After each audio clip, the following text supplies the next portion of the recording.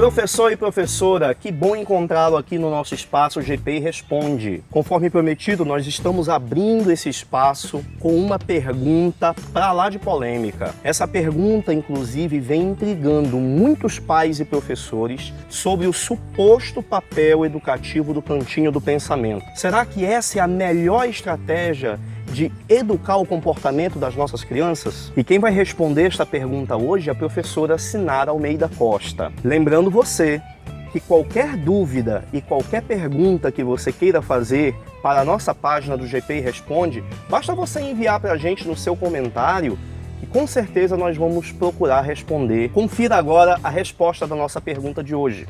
Esse tema é mesmo polêmico, não é, professora, professor? Certamente vocês já viram por aí e talvez até já tenham utilizado nas suas práticas esse cantinho do pensamento, que é quando retiramos a criança do convívio das outras pessoas porque ela fez algo que nos desagradou ou que consideramos socialmente errado e a deixamos isoladas por um certo tempo para que ela possa pensar no que ela fez. É lógico que essa prática nada mais é do que um castigo disfarçado de ação pedagógica, mas que, na verdade, nada tem de positivo para o desenvolvimento infantil, pois retirar a criança do convívio dos demais e isolá-la não ataca as causas do problema que a levou até lá. Você não acredita? Eu não te culpo.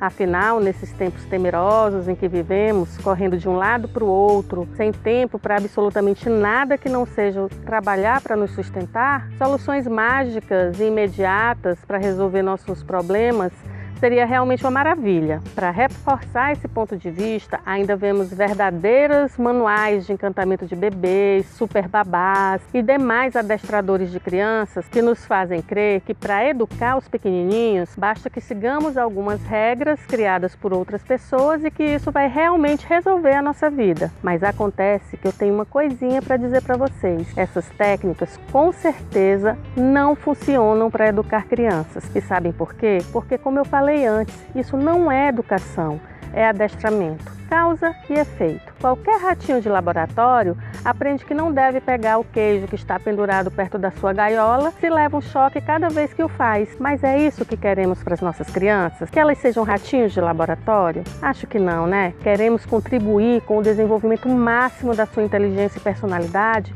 para que elas sejam pessoas autônomas, seguras, felizes e governantes das suas próprias vidas, como já nos dizia o filósofo Gramsci. Educar não é tarefa simples e demanda tempo e atenção. Ajudar as crianças a trilhar seus próprios caminhos através do afeto e do respeito é muito difícil, principalmente para aqueles que tiveram uma educação autoritária na escola e em casa. Mas uma coisa eu garanto para vocês, não é com práticas de exclusão que vamos conseguir. Por isso, se você ainda não se convenceu do que eu falei até agora, ou seja, dos malefícios que o cantinho do pensar pode trazer para o bom desenvolvimento das crianças, eu vou listar uma série de motivos concretos pelos quais você, professora, professor, nunca mais vai colocar as crianças nesse local, abolindo de uma vez por todas essa prática da sua ação pedagógica docente. Vamos lá? Em primeiro lugar, o pensamento da criança pequena de até 6 anos ainda não atingiu o nível de abstração necessário para que ela sozinha pense nas suas próprias atitudes e reflita sobre elas. É isso mesmo. Se você coloca a criança no cantinho, na intenção que ela lide com pensamentos absolutamente abstratos, isso não vai acontecer. E o que ela vai fazer lá então? Vai olhar para a formiga que está passando pelo chão, observar o brinquedo largado por ali, reclamar da fome que ela está sentindo naquele momento, uma série de situações.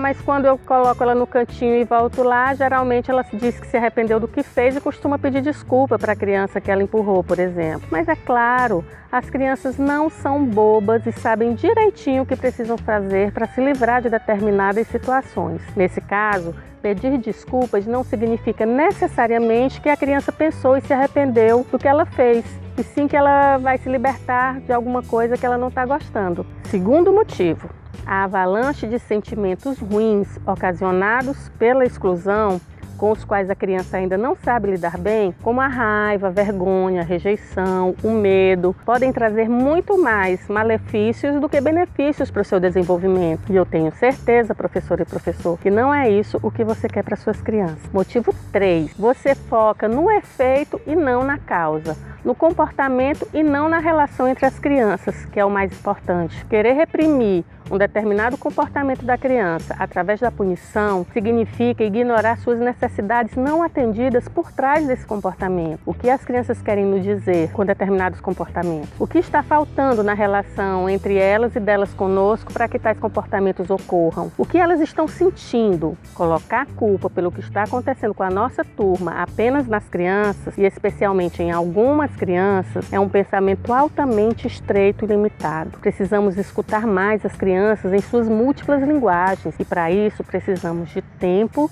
disponibilidade e consciência sobre o que é mais importante ensinarmos para elas, que estão em pleno processo de construção de suas personalidades. Quarto motivo, você afasta a criança quando ela mais precisa de você. Ora, se ela ainda não consegue pensar sozinha sobre os seus relacionamentos e está em meio a um turbilhão de sentimentos no momento do conflito, o correto não seria estarmos ao seu lado, ajudando a resolver a situação? Entretanto, ao isolar a criança no cantinho do pensamento, estamos afastando-as de nós no momento em que ela mais precisa de acolhimento e ajuda. Nossa resposta é negativa, já a julgamos e condenamos. E depois não entendemos por que esse comportamento volta a se repetir várias e várias vezes e de forma sempre pior e mais intensa. Será esse o nosso papel? Logo nós, parceiros mais experientes, responsáveis pela organização de um ambiente educativo, promotor de desenvolvimento? Pense bem e responda para você mesmo. Mas ora, se o cantinho do pensamento é tão ruim assim, como devemos agir quando a criança se comporta de forma inadequada? Professoras e professores, para que a criança entenda por que determinada atitude está errada, é preciso que você a ajude em um processo de tomada de consciência. Ouvir como o colega agredido se sentiu e dar chance de cuidar dele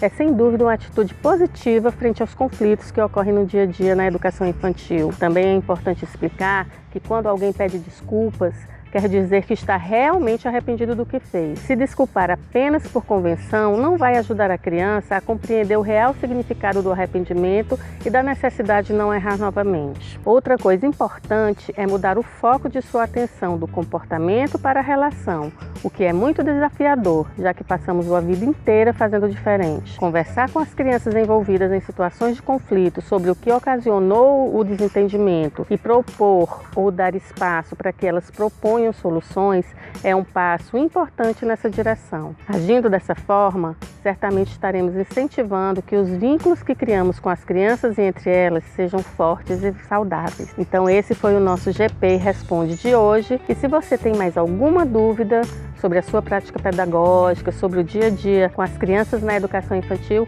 manda pra gente, responde aí embaixo, faz um comentário que nós vamos estar aqui, porque o GP responde as suas dúvidas. Até a próxima!